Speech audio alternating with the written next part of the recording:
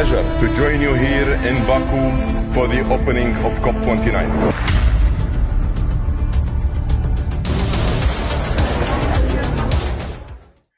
My name is Pastor Peters Omonragbo. I am the Executive President of Nurses Across the Borders, an NGO in special consultative status with the United Nations ECOSOC since 2005, and the first NGO from Nigeria to be granted observer status by the UNFCCC since 2004. Nurses Across the Borders is a non-for-profit organization.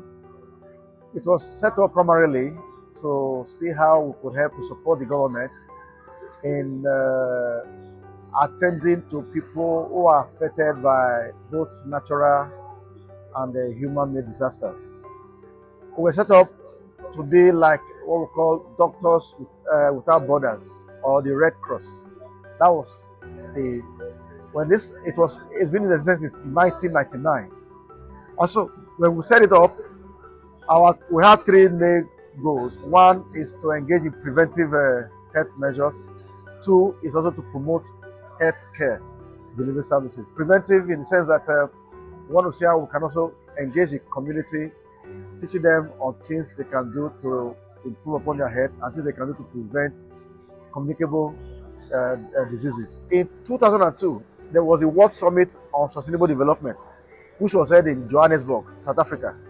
So Nurses Across the Borders was one of the 978 NGOs worldwide that were given the accreditation to participate in the UN event. Because before then, NGOs don't participate, they go as observers. But that was the first time they opened up. But we were one of the first NGOs. When I got there, the NGO there was operating under what they call the WEHAB blueprint. That is WEHAB. So W stands for water, E stands for environment and health, H, A stands for agriculture, and B for biodiversity. It was this 5 blueprint that translated to the 8 Millennium Development Goal. It was at the end of the 2002 WSSD that you now have what they call the 8 Development Goals, which has now been increased to the 33 SDGs. When I came back and I came to know about UNFCCC, talking about climate change and environment, I looked, there was no health component. So we applied to be admitted as observer NGO. The question was, why do we want to be part of the organization? We told them that yes, we want to bring the attention of the UNFCCC to the linkage between health, public health, and climate change. Because you cannot talk about climate change without public health. So that was how we admitted in 2004.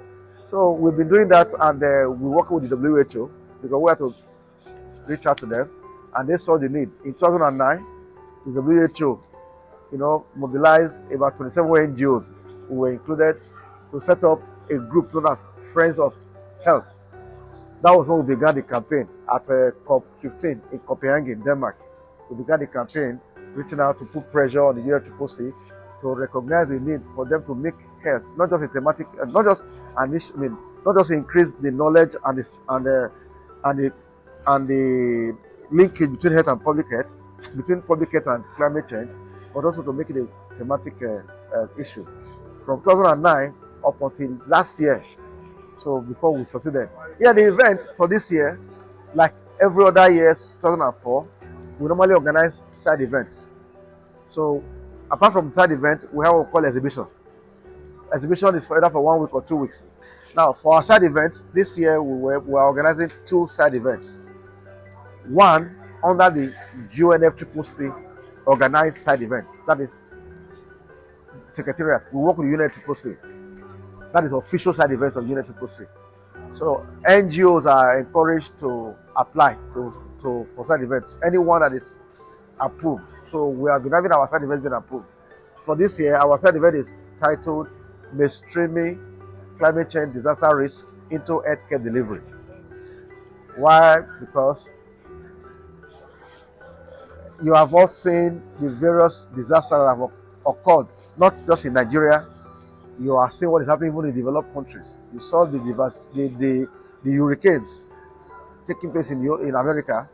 Europe, Spain recently, Nigeria, Maiduguri recently. So the issue now is that the disasters are there. They are happening every day. So, but how do we mainstream the risk of disaster? The only way that can be mainstream is building a resilient healthcare facility. And how do we do this? The only way we can do this is having the required expertise and funding. Our facilities back home, our expertise back home is next to nothing. We need an explicit plan for each country with bankable investments and the financing to support that. For developed countries, we need to look at the fiscal space within the country. And so we're doing this to draw attention to the developed countries, asking and appealing for support in expertise in money and in machine, in material and in men, to see how they can support us in providing the necessary training, providing the necessary infrastructural development, so that when disasters occur, we have the facilities to meet this disaster. So that is why we are here. That is exactly what this study is all about. It is trying to look at the disparity between what is operational in developing countries and what is operational in the developed countries, and to see how the developed countries that are contributing 96% of the global emission, how they can support, they have the best of facilities, how they can support those of us who are only contributing 4% of the global emission, but we are suffering 96% of the effects of what they are producing, how they can support us in trying to meet the needs in terms of infrastructure, in terms of capacity building. So that is why we have done this. And yesterday we had the first side event at the UNFCCC organized center at the side event room 9. And today, like I said, building upon our collaboration with the World Organization. Don't forget, we started in 2009. So we've been working with the WHO in promoting and advancing the voice for climate change and public health. So every year too, the WHO, I think within the last 3 years or 4 years, they have been organizing, they get pavilions like this, and they work with NGOs that are into health NGOs that are also involved in this campaign. And so they also encourage us to organize program with them at their pavilion. So which is what we've been doing while we're here today. And it also interests you that under the UNFCCC, the UNFCCC work with the civil society as constituencies. So they group us into constituencies. You have environment constituency, you have business constituency, these are known as Bingo, environment as Engo, then research known as Ringo, you have the youth constituency, you have the farmers, you know what I'm saying. But health NGOs is lumped up under the environment constituency, which is some. If you look at the environment constituency, you have about 80% of the NGOs in the environment constituency are NGOs doing one thing or another in health. So 2 years ago, I had to initiate the setting up of a caucus for what they call the UNFCCC Earth NGO caucus. So whereby I'm coalescing all the NGOs, both local, international, and regional, that are working on climate change and health, so that we can have our own caucus or constituency instead of being lumped up. Just like what we are suffering even in the mainstream of the UNFCCC, whereby health is not even made or even reckoned with as a team until two years ago. Without health, we will not be talking about climate change. We are talking about climate change because of health, because of the situation we have found ourselves in as human beings. Faced with this kind of situation, we have to aggressively embrace the topics of health. Climate change is no more a threat. climate change is a disaster that is already with us. Climate change cannot be wished away. Climate change can never go away. Climate change is going to live with humanity.